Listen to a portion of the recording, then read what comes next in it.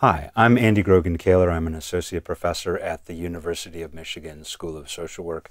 I'm here talking to my colleague and collaborator, Julie Ma. Julie, why don't you go ahead and introduce yourself? Hi, nice to meet you. My name is Julie Ma. I'm an assistant professor in social work at the University of Michigan, Flint.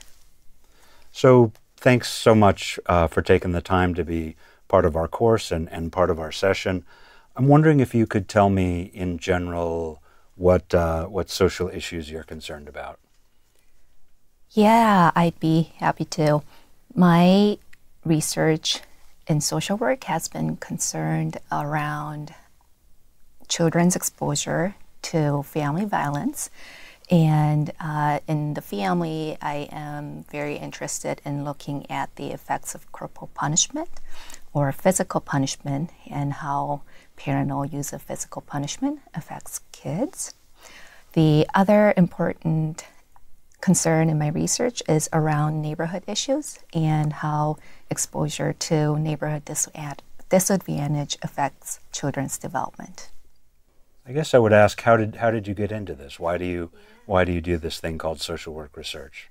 It started with my own life, my personal experience. I grew up in 3 different countries, and those involve Korea, South Korea, where I was born. And I also spent a good chunk of my childhood in Germany, in Europe. And right now I am here in the United States and I have 2 little kids. So I am in a different context as a parent.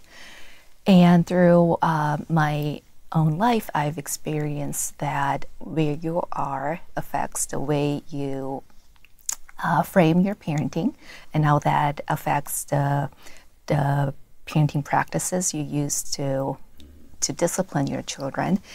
So one example would be physical punishment. And in the country where I was born in Korea, physical punishment was very common and accepted as a normative practice. Whereas in Germany, where I spent my school years, it was illegal to hit children, to discipline them. And I started getting confused why all these different norms and rules would affect parenting behaviors differently.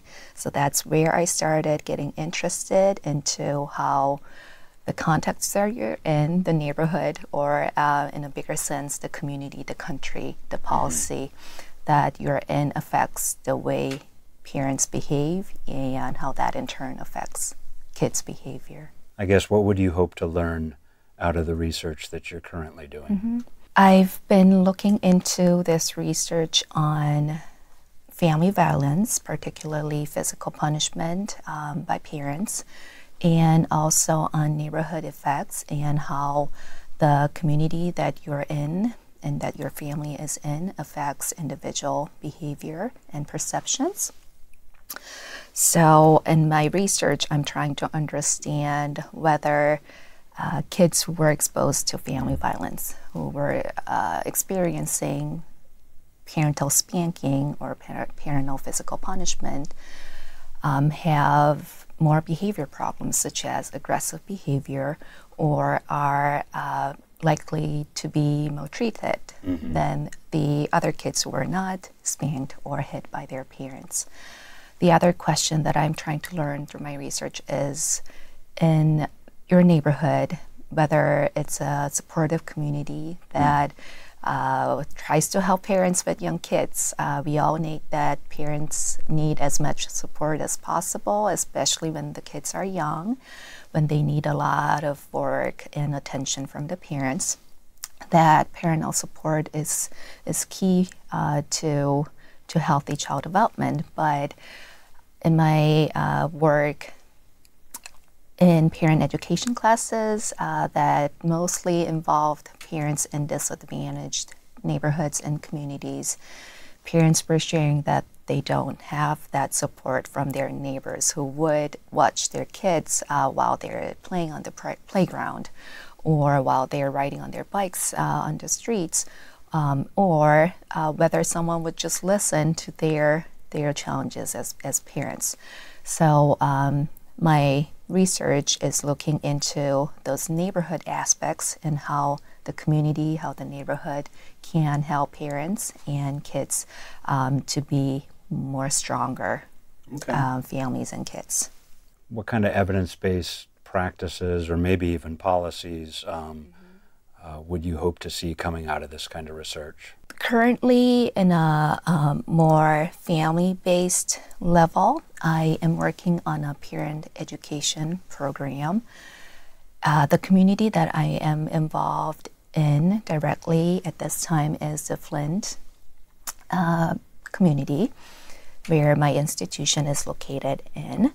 And the Flint families have gone through a lot of traumatic experiences recently, including the water crisis and lack of resources for the families, including resources for parenting.